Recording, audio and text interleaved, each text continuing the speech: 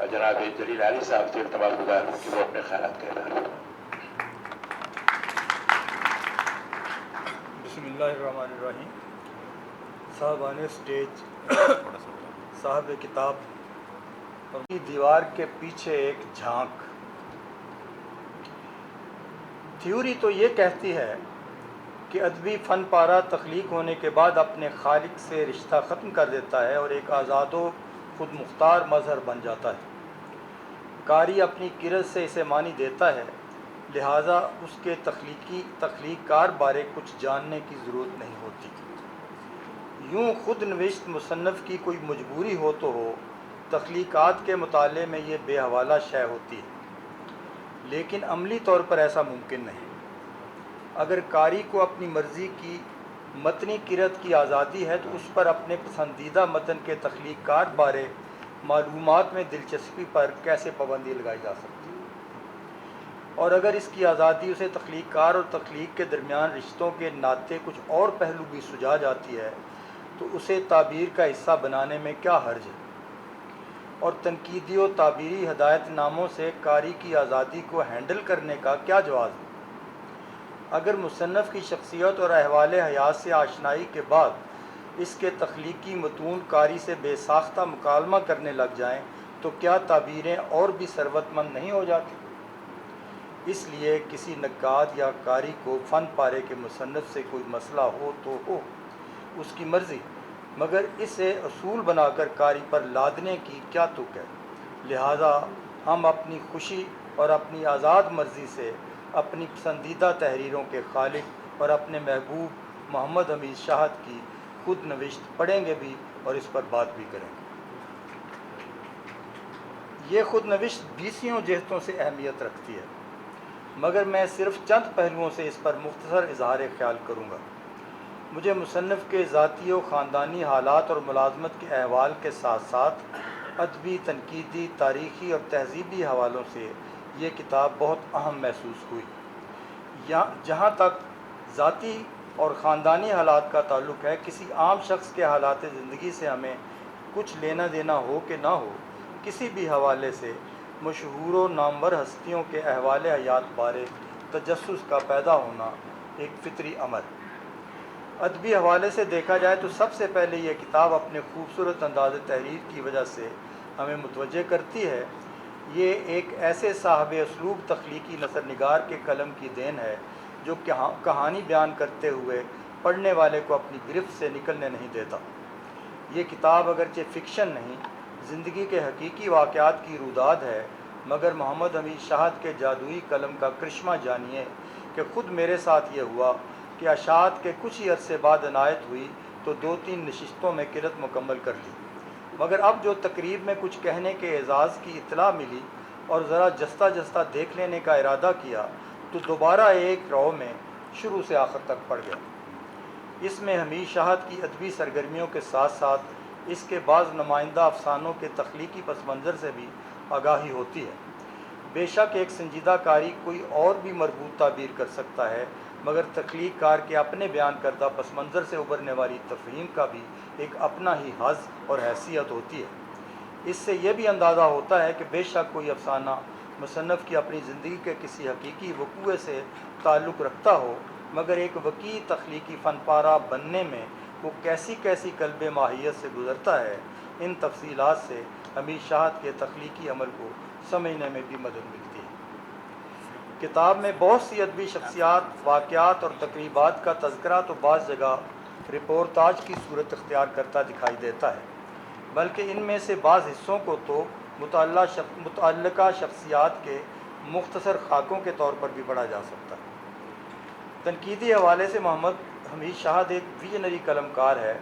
کسی بھی صورتحال کی پیشکاری میں اس کی تجزیاتی فطرت کی عمل آرائی اسے ایک دانشور قلم کار کے طور پر متعارف کراتی ہے۔ جب کوئی تخلیق کار ادبی تنقید کی طرف متوجہ ہوتا ہے تو میں اسے ادب و تنقید دونوں کے لیے نیک شگون خیال کرتا ہوں۔ تخلیق کار نقاد تخلیقی عمل کا حقیقی رازداں ہوتا ہے۔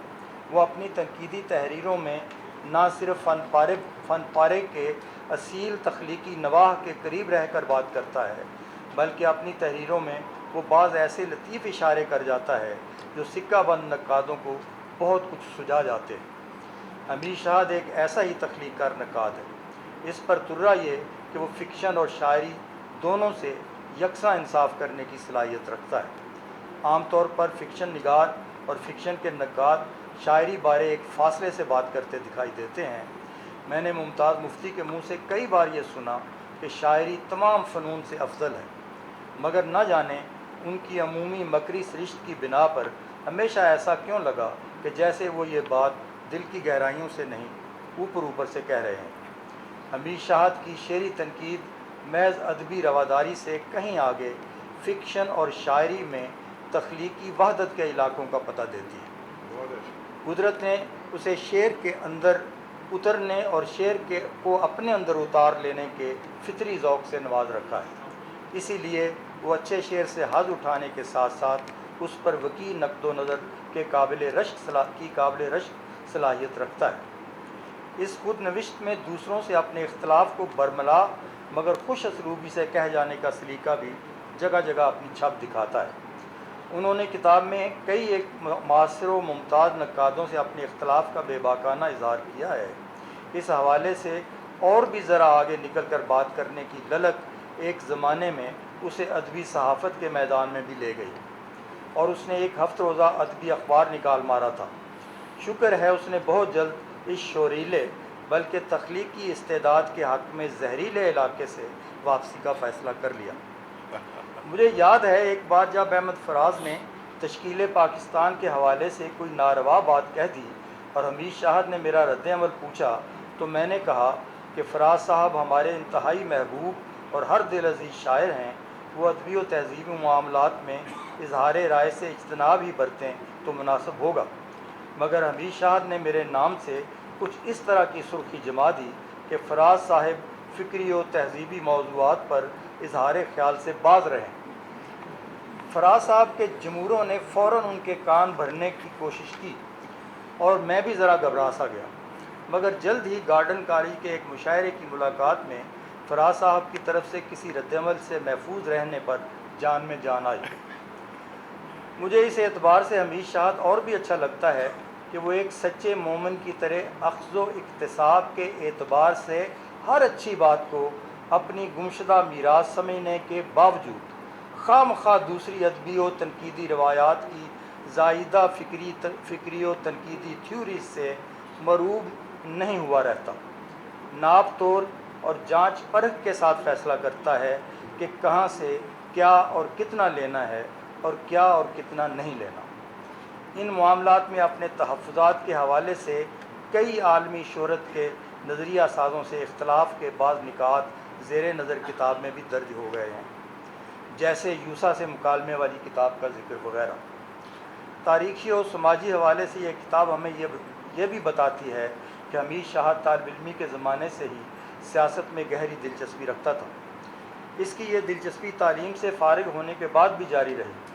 وطن عزیز میں معاشی لاؤں کا نفاذ ہو کہ سیاسی تحریکوں کے موسم ہوں، سقوط ڈھاکہ کا گھاؤ ہو کہ اوجڑی کیمپ کا سانحہ، ایسے سب واقعات نے اس کے دل و دماغ میں جو ہلچل پیدا کی وہ کیسے اس کی کئی نمائندہ افسانوں کا حصہ ہو گئی۔ یہ تصنیف ان پہلوؤں کو بھی خوبصورت پیرائے میں نمایاں کرتی ہے، مگر یہاں مجھے حیرت ہوئی کہ اوجڑی کیمپ کے ذکر میں وہ پاکستانیوں کے مضبوط اعصاب اور اس سانحے سے نمٹنے میں دنیا بھر کو حیران کر دینے والے کارنامے کا تذکرہ کیسے بھول گیا۔ یہ وہ صورتحال تھی کہ امریکہ جیسے ترقی یافتہ ممالک ہمیں یہ مشورہ دے رہے تھے کہ اس انتہائی خطرناک حادثے سے نمٹنے کی خاطر 6 ماہ کے لیے راولپنڈی اسلام آباد کے جڑواں شہر خالی کروا لیے جائیں، مگر ہمارے ایک مذہبی جھکاؤ رکھنے والے جنرل ناصر نے اپنے افسروں اور سپاہیوں کی قوت ایمانی کے بل پر انسانی ہاتھوں کے ذریعے کسی لمحے بھی پھٹ جانے والے تپتے ہوئے میزائلوں کو آبادی سے دور ٹھکانے لگا کر پوری دنیا کو یوں شستر کر دیا کہ یہ آپریشن عالمی عسکری تربیت کے لیے نصابی دستاویز کی حیثیت اختیار کر گیا۔ اللہ ہمیں اپنی شفاف کامیابیوں پر بجا طور پر فخر کرنے کے شرح صدر سے سرفراز فرمائے۔ اس جملہ معترضہ سے ہٹ کر عرض ہے کہ سیاسی و معاشرتی معروض کے رواں منظرنامے میں ہمارے محمد حمید شاہد کی یہ دلچسپی اپنی گہرائی میں اس کے تہذیبی سروکاروں سے رشتہ جوڑتے ہوئے دکھائی دیتی ہے۔ اس کی اسلامیت و اس کی پہلی تصنیف پیکر جمیل سے ہی اپنی تہذیبی پہچان کا اعلان کرا چکی تھی۔ ادبی و فکری سفر میں کسی مرحلے پر بھی اس میں کوئی جھول پیدا نہیں ہوا۔ البتہ سقوط ڈھاکہ کا صدمہ والد صاحب کی طرف سے ورثے میں ملنے والی اس کی پاکستانیت کو شکست خواب کے سے حزن میں مبتلا کر گیا۔ اس کے گہرے اثرات اس کے ناول مٹی آدم کھاتی ہے پر نمایاں دکھائی دیتے ہیں۔ اس نے بہت بڑے المیے کو دو قومی نظریے کے لیے ایک غیر معمولی دھچکا تصور کیا۔ ناول کے اس زاویے پر میں اور افتخار صاحب ہم دونوں بہت بے مزہ ہوئے تھے۔ وطن عزیز کے دونوں حصوں میں جس المناک طریقے سے علیحدگی ہوئی اور ہماری اجتماعی نفسیات پر جو تاریخی ملال چھوڑ گئی، اس کے زیر اثر خود میرے اندر گریے اور گھگی کا سلسلہ برسوں بعد تک جاری رہا۔ اس حزن و ملال کی شدت اپنی جگہ، مگر نظریاتی اعتبار سے میں نے ہمیشہ یوں سوچا کہ ہم نے جب قرارداد پاکستان میں ایک آزاد ریاست کی بجائے آزاد ریاستوں کا مطالبہ کیا تھا تو ہندو پریس نے بھی کسی جگہ یہ سوال نہیں اٹھایا تھا کہ ایک سے زیادہ مسلمان ریاستوں کا مطالبہ کسی اعتبار دو قومی نظریے سے کوئی تضاد رکھتا ہے۔ گویا دشمن بھی دو قومی نظریے کی حقیقی معنویت وضاحت سے سمجھتا تھا کہ برصغیر کے مسلمان چاہے جتنی ریاستیں بنا لیں وہ ہندوؤں سے مختلف قوم کی حیثیت رکھتے ہیں۔ یہی وجہ ہے کہ مشرقی پاکستان بنگلہ دیش بن کر بھی ہندوؤں سے مختلف قوم رہا۔ اس نے دو قومی نظریے کی روح سے انحراف نہیں کیا اور انگریزوں کے ساتھ ساتھ ہندو اکثریت سے آزادی کے فیصلے پر کبھی نظر ثانی کی ضرورت محسوس نہیں کی، حتیٰ کہ اپنے ہم زبان مغربی بنگال کے ساتھ مل جانے یا اسے اپنے ساتھ ملا لینے کا بھی کبھی خیال تک نہیں آیا۔ گزشتہ کچھ برسوں سے حمید شاہد بطور ادیب کسی حالت میں بھی جنگ کے جواز کے حامی نہیں رہ گئے تھے۔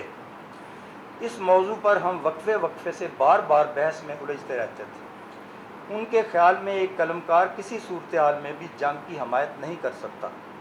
میں اس پر زور دیتا کہ دانشورانہ نقطہ نگاہ کے اعتبار سے بھی زندگی کی کلیت میں ظلم کے خلاف مزاحمت کے باب میں جنگ کا جواز ناگزیر ہو جاتا ہے۔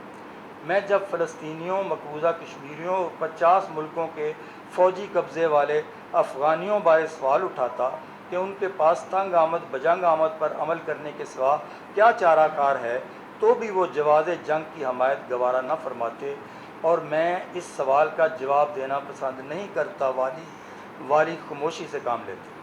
وہ تو اللہ کا کرنا ایسا ہوا کہ ماضی قریب میں دنیا بھر پر اپنا تحمل آئینہ کر دینے کے بعد جب ہم نے بھارتی غرور کو خاک چٹوا دی تو حمید شاہد کے لبوں سے بھی رزمیہ شبد ابلتے دیکھ کر ہماری تشویش دور ہو گئی۔